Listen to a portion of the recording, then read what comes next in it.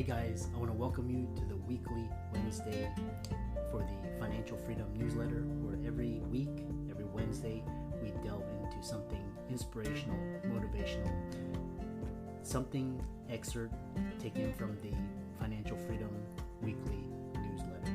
Wherever you are, if you're listening on Spotify, on iTunes, Google, be sure to click the like, subscribe, share, comment. And without ado, let's get into the show. Hey guys, I want to welcome you guys to this week's podcast episode for the Financial Freedom Podcast, and I'm your host, Dr. Christopher Liu. And as you know, I'm always in the market for entrepreneurs, investors, people on the cutting edge, making an impact in this world. So today is going to be talking all about tax law. It's tax season. So we have Steve Moskowitz here to talk to us about it. So I'll let him introduce himself and get started. So Steve, welcome. Thanks so much for inviting me. And I'm a tax attorney. I'm the head of our law firm. And before I was a tax attorney, I was a CPA. And one of the things that I'm so interested in is saving people taxes. And a lot of times people will say, look at the giant corporations. They make billions of dollars with a B, and they legally don't pay any taxes. What's the secret? That is why I went to law school many moons ago. When I set foot in law school on day one, I already had a master's and bachelor's degree in accounting. I was already a practicing CPA doing taxes, and I was working for a big fancy firm whose clients were the Fortune 500 doing just that. I found out that our system of tax law has two purposes. Everybody knows about the first purpose, to extract money from us. But the second purpose is a system of incentives. In a democracy, the government can't order us to do something, even if they want us to, or it's good for the economy. So how does the government get us to do something that they want us to do, but they can't order us to do? They pay us. And they pay us through the form of tax incentives, tax deductions, tax advantages, things not being taxable. And that's what I'm all about. And what happens with smaller business owners, not the Fortune 500. They're people that work really hard and they say, but I'm paying too much taxes. What's the secret? The secret is tax planning. And you say, well, that's terrific because, a Fortune 500 can have an army of guys like Steve. But what about me? I'm a small business person and I couldn't possibly afford to have that. No problem. That's why we offer our services to the clients. Much like a physician doesn't spend full time with his patient, but he gives him the treatment that he or she needs. So that's what we do. And there's so many things here. And what happens is people say, well, why is it so complicated? That's the way it is. Why is medicine so complicated? Why are our bodies so complicated? That's just the way it is. So we have somebody like you to say, Doc, fix my problem. And suppose I said to you, Chris, I have a magic business card. I'm going to hand you this magic business card and take it down to the IRS and they'll give you a good check for $1 million. Would you do that? Yeah, Of course you would. But suppose I took that magic business card and I put it in the back of a dump truck and then I dumped in a lot of other business cards. I took a big oar and I stirred it around and then I sent the dump truck over to your medical office. And when you weren't there, the dump truck dumped all the cards in your office and you come in the next day and say, oh my God, look at this mess. And you basically hire somebody to clean out the mess. Guess what you just did? You threw out the magic business card because you didn't know it was there. If you understand that concept, you understand the tax law.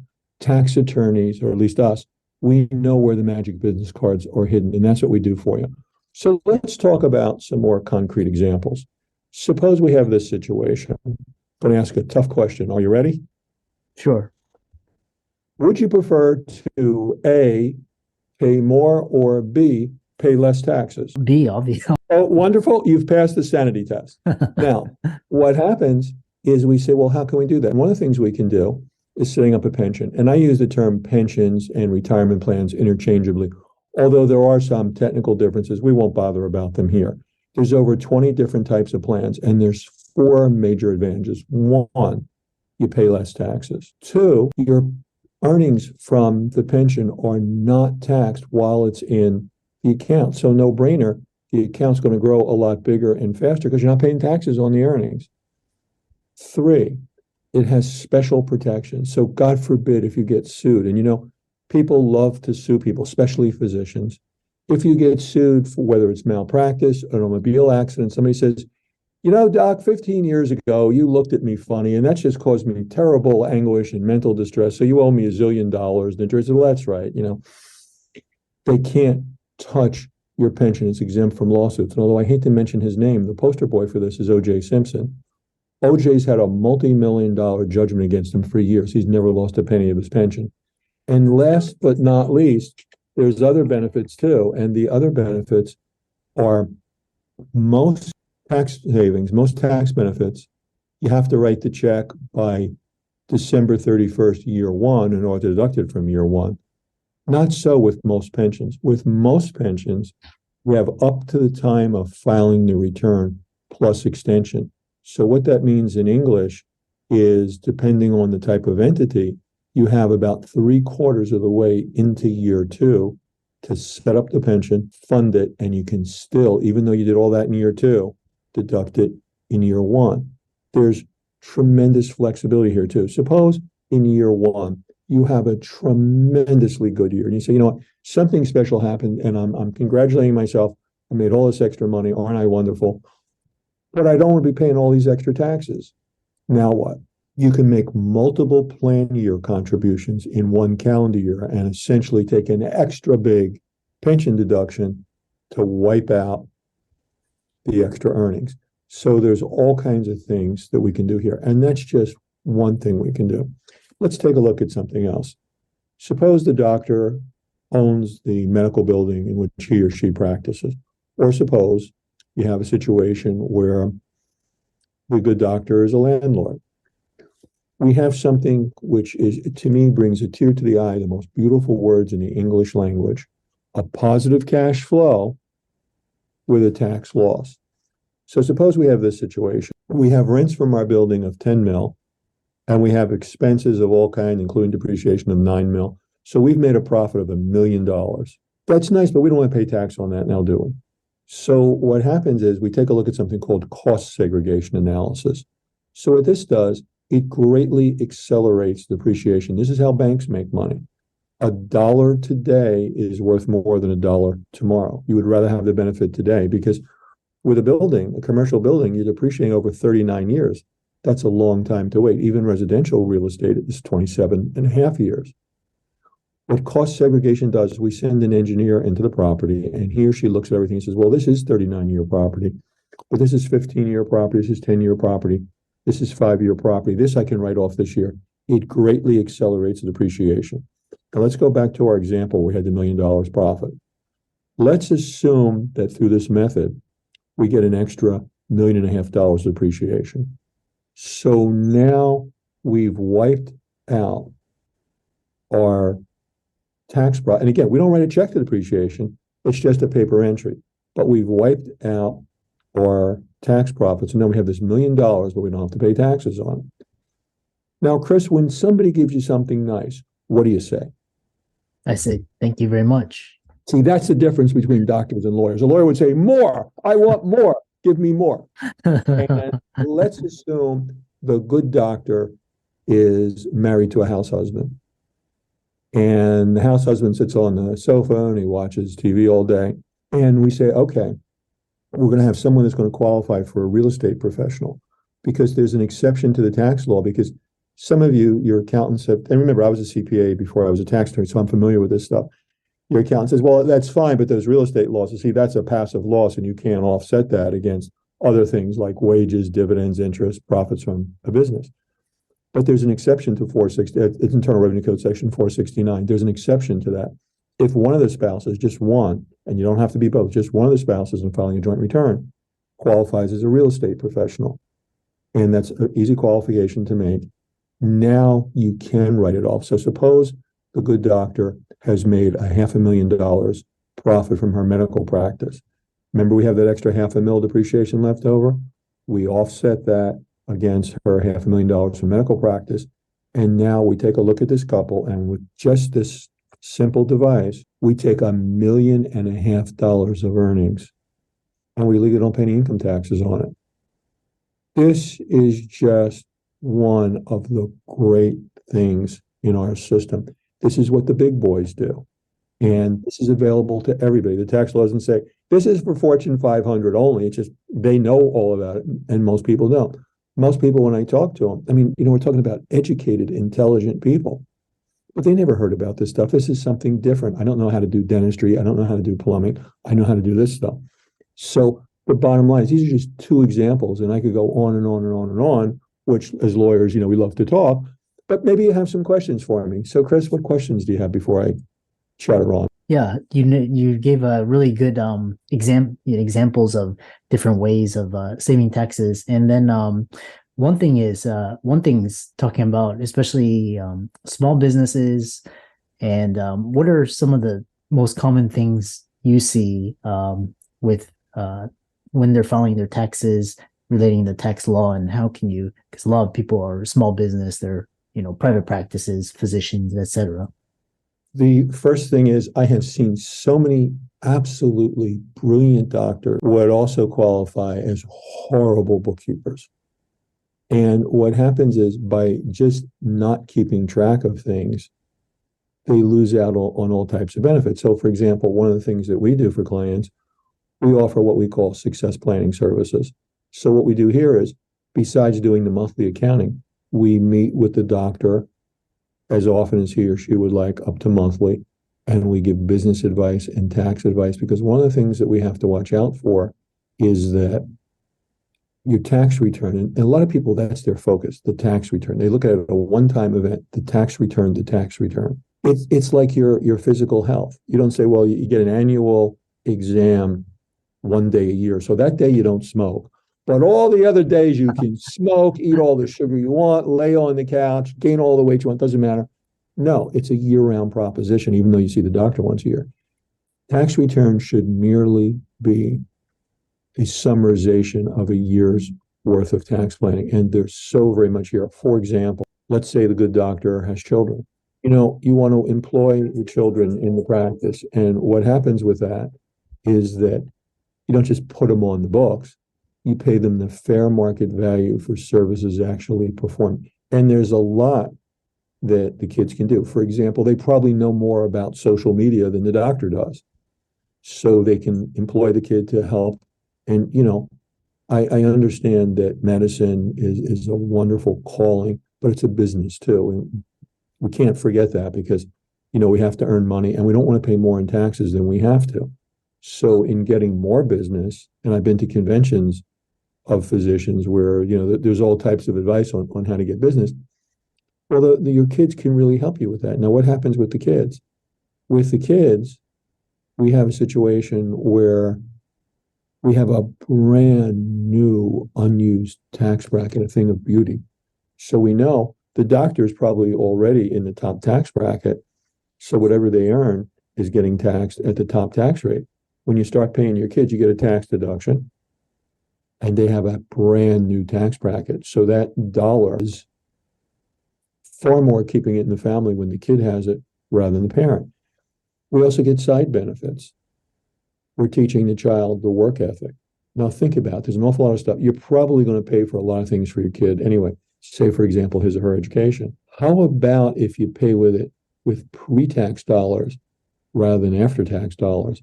And that's how you can do it, by teaching the kid the value of a buck and using his brand new tax bracket. So what happens here? The IRS gets less money legally. That's the goal, but one of the many things that we have here. Yeah. Other question. It's really interesting. What are the limits? How much can you pay? Some people they're not aware of this. What are the fair market value for services actually performed? So what that means is, if you hired a stranger, what would you pay the stranger to do that job? And another thing, for example, suppose you do advertising and you send out cards that says, "We baby you." Well, you have a baby on the picture. Mm. Go to a modeling agency and say, "I'm thinking about employing one." You see them in diaper commercials, baby food commercials. There are babies who are actors, and there are agencies that employ them. Find out what they would charge you, and that's what you pay your kids. And if the IRS says, "Well, how did you determine that you're paying little Mary so-and-so. Well, I went to the XYZ agency and they told me that they would charge me X number of dollars to basically rent one of their babies. So I paid the same to mine. And that's just the beginning of it. And there's an awful lot that can be done. Yeah.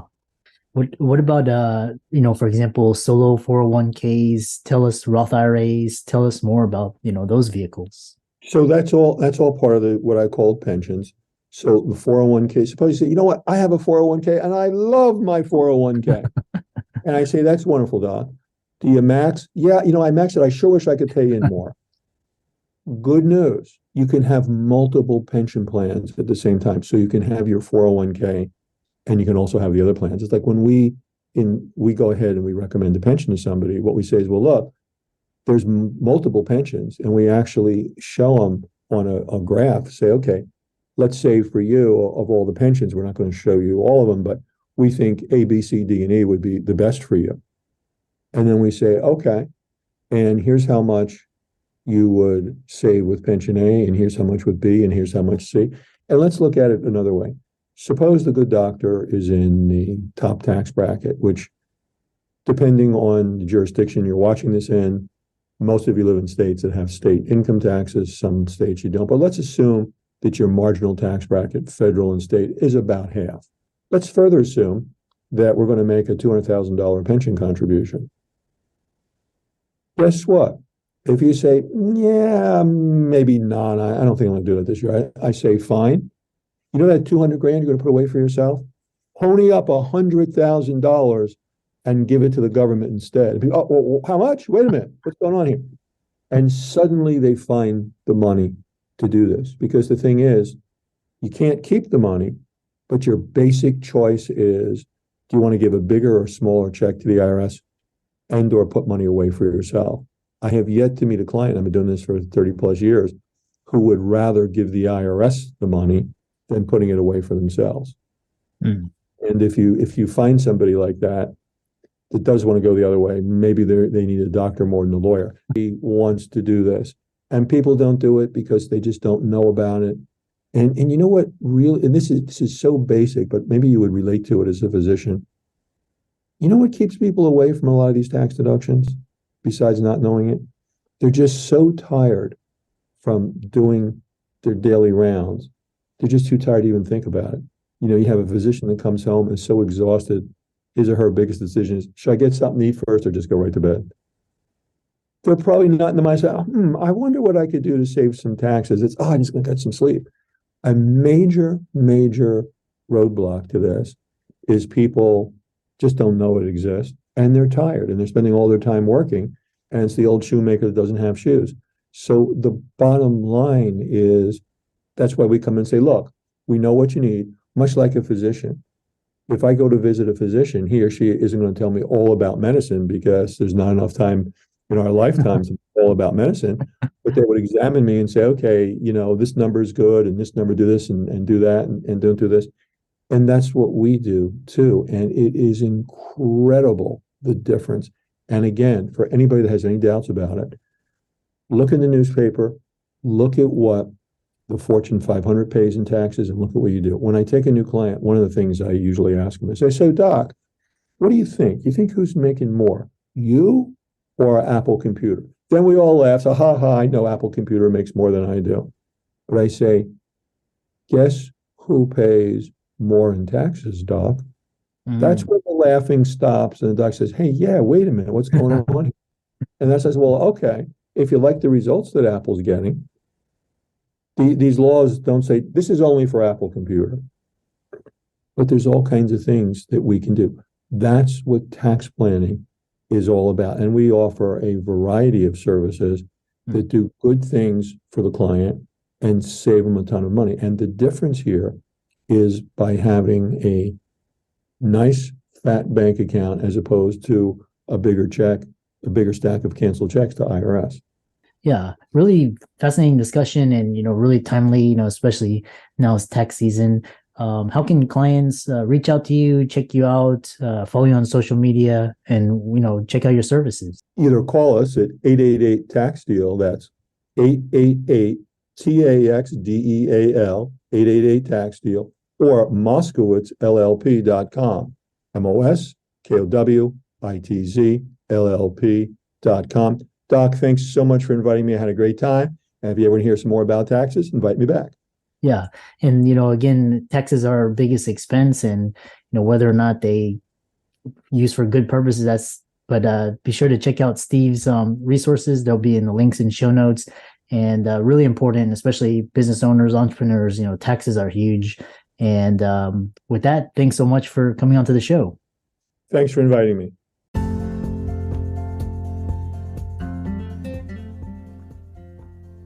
I hope you really enjoyed that wonderful, inspirational, motivational piece.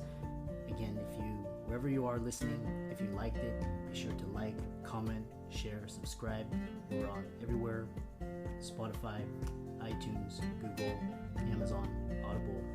And without much ado, be sure to thank this show's sponsors, and we'll see you next week.